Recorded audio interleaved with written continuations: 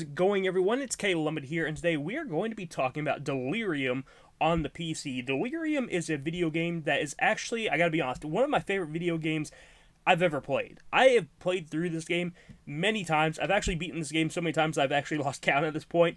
But I really love this indie game. It's a fantastic little game. I believe the developers, B52 development team, I believe that they are based out of Ukraine. I could be wrong there, but I think that this game is Ukrainian. I could be wrong there, though. It's kind of hard to find really any info on the development team, but that's just kind of from my own research. That's what I've read so far. But this is a fantastic game. It's a great little game, and I love the way it looks. I love the aesthetic of it. I love the ideas, and it just is a really fun game all the way around, and it has some really cool features in it as well. Delirium is a cross between MLP and Silent Hill, essentially.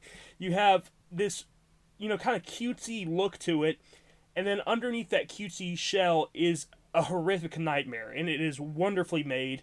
You have your regular world that you're exploring, at the very beginning of the game, and then it takes a sharp turn once you get this kind of like weird looking eldritch cube, and once you get this cube, you basically get twisted into this parallel world, and once you get teleported into this parallel world, it is nothing but just nightmare fuel, and it's really fun, it's really cool. You have some really just weird monsters chasing you. They look like the other characters in the game, but they're like, basically they look like husks of what they should look like.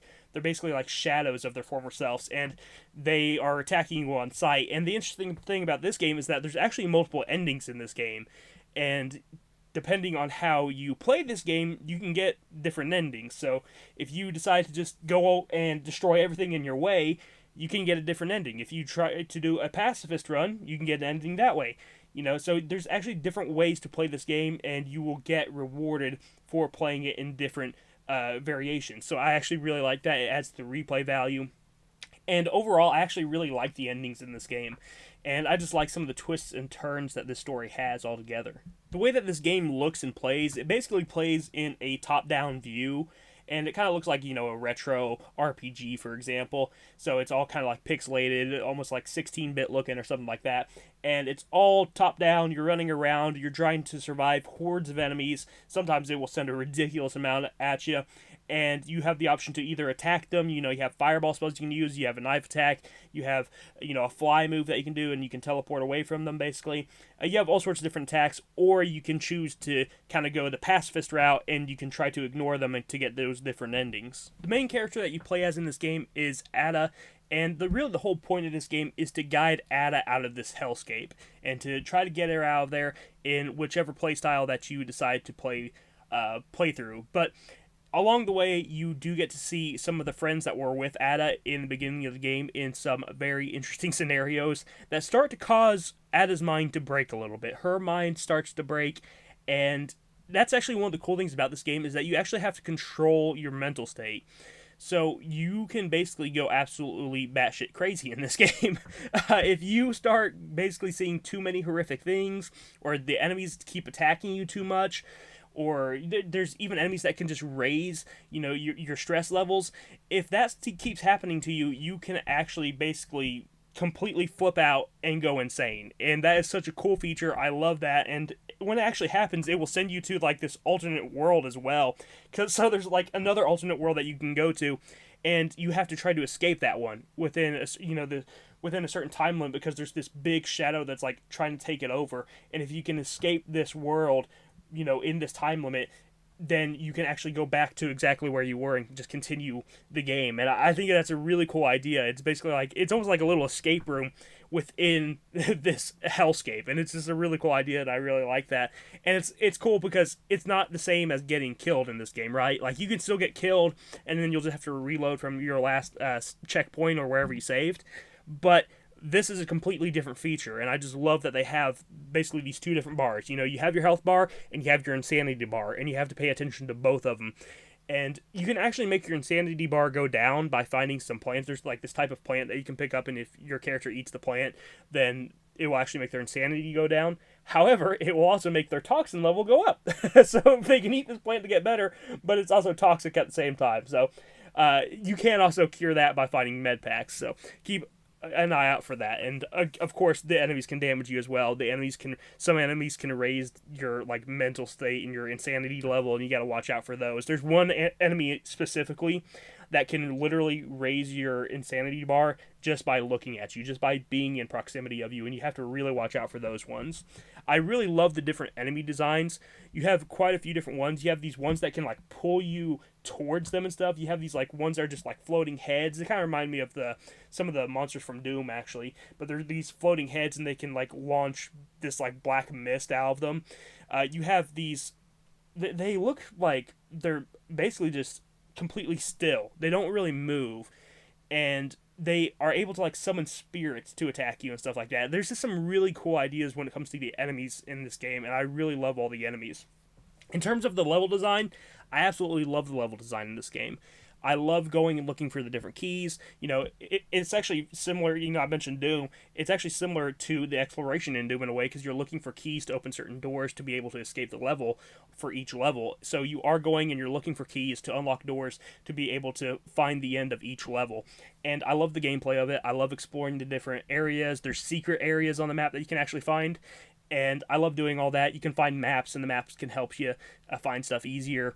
And just going around and exploring these little levels is so much fun, and each level is so different from one another as well. They all look fantastic. Graphically, this game looks fantastic. I love the pixel art on everything, the pixel art of the characters, the pixel art of the actual areas, everything about it. The different environments, you get actually a decent amount of different environments. You have some snowy areas, you have this creepy, like, factory-looking area, you have that hellscape that I mentioned earlier, and there's this, like, the area that you get sent to when you go insane, it's even more like a hellscape. It's even creepier looking. So you have some just really cool areas in this game, and I love all of it. I think that they did such a great job making this game just look not only great, but also terrifying in a lot of ways.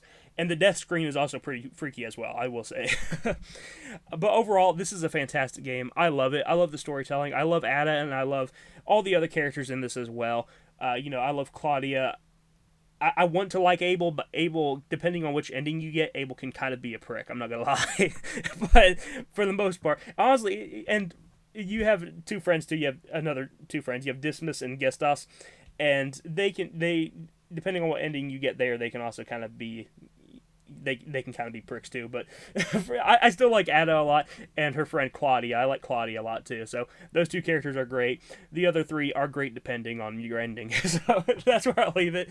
I really like this game though. It's a lot of fun, and if you just are looking for a really fun story to play through, this is a really fun one. And the cool thing about this game is that not only do you have that main story mode that you can play through, and that survival horror aspect there, where you can do the different runs, the pacifist run, the genocide run, you can do basically whatever you want there. But then there's another mode called basically arcade mode, and it will actually let you create your own character. You can create your own character, make them your own colors.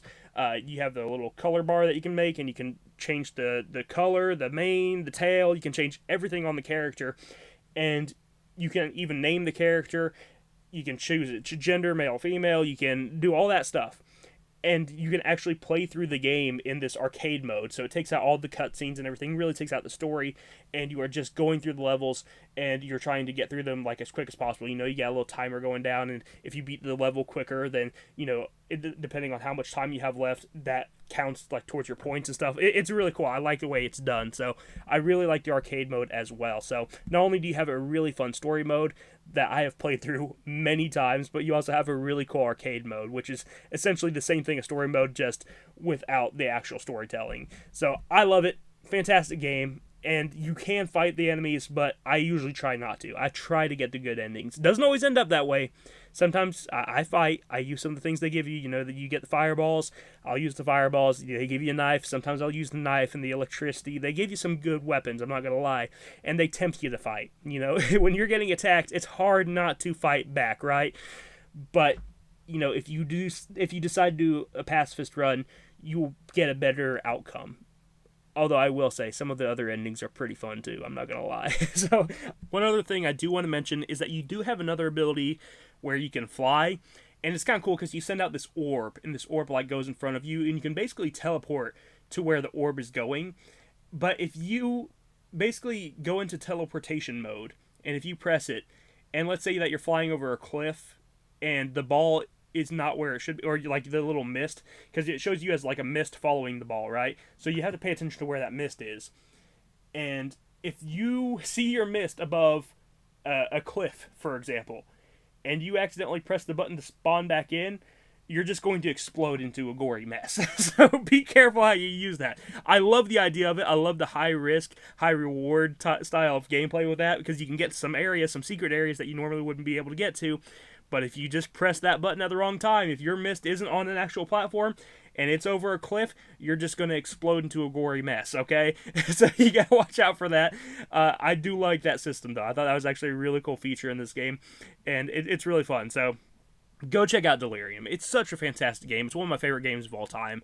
I think that this is just such a phenomenal game. If you ask me what games are in my top 10, Delirium would be in my top 10. In a lot of ways, it's like if you took MLP G4 and basically created like a creepypasta or something around it, you know, but it's its own original story. I love it.